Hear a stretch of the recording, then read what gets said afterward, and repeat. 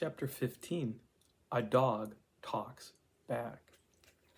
In a sense, we were doing a kind of tandem reverie, with Strongheart in the front position doing the steering, so to speak, and I in the rear doing my best mentally to pedal along with him in the unfamiliar direction he was taking. Where had the dog actually gone with his thinking process while his usually highly energetic and active physical body rested so quietly on the ledge? Strongheart was in the reciprocating contract with a wise and very friendly something that would have been apparent to almost any close observer. But what probably would have baffled the observer, as it certainly did me, was the exact nature and location of that something. I began mentally exploring in all sorts of directions, carefully listening for intuitive whisperings and carefully following every lead.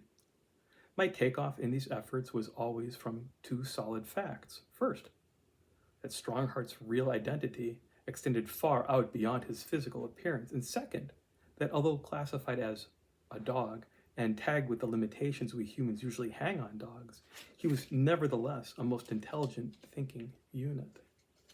That I had watched him prove daily as he reasoned things through for himself, arrived at his own conclusions, and translated those conclusions into effective action. If Strongheart's identity extends beyond his biological appearance, I asked myself, then how far out does it extend? Where are its boundaries to be placed? Strongheart is really intelligent. Millions of people throughout the world will attest to that. But who is qualified to judge the real scope of his intelligence? In order to do that, one would have to exchange points of view with Strongheart on a level of mature understanding. Only in this way could one find out what the dog mentally and spiritually knows. With all limitations off my imagination, I began wondering if Strongheart, as he sat there on the ledge, was trying in his own way to get some kind of insight into the invisible realities back of the material appearance of things.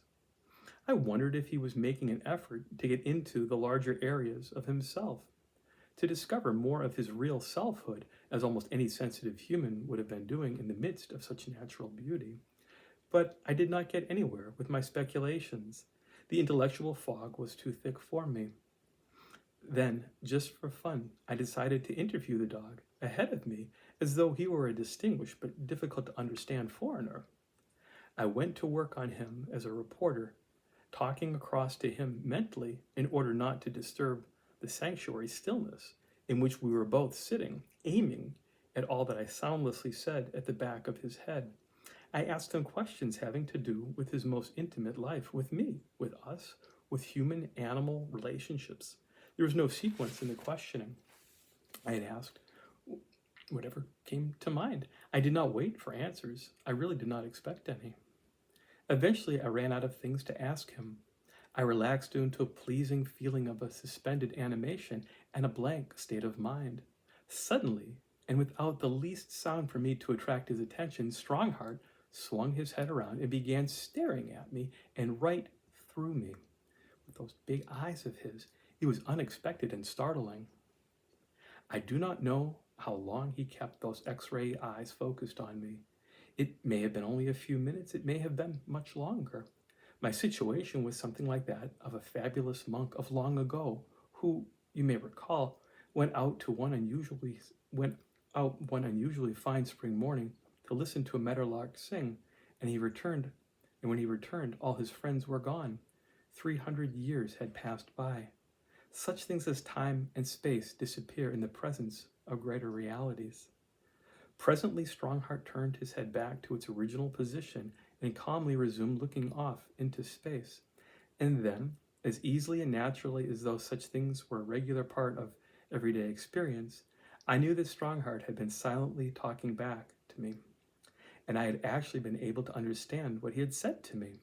The proof was that I had answers to practically every question I had asked, answers that were subsequently verified in every detail. Sitting there on the ledge, with his back in my direction, Strongheart had heard the questions I had mentally asked him. When I went back into that blank state of mind, without knowing what I was doing, I had become mentally open and receptive. Then, turning his head in my direction, so as to get my full attention, he had silently answered my questions. I had spoken to Strongheart in the kind of speech which does not have to be uttered or written, and he had replied to me in the same language. Without the exchange of a sound or a gesture between us, each had perfectly understood the other. I had at last made contact with that seemingly lost universal silent language which, as those illuminated ancients pointed out long ago, all life is innately equipped to speak with all life whenever minds and hearts are properly attuned. As I followed Strongheart home that night, with our thinking and outward action synchronized, and never before, and moving in conscious rhythm with the infinite intelligence and energy from which all things proceed, I suddenly knew why the language barriers between the dog and myself had disappeared. I had struck a right chord in universal kinship, and the rest just happened.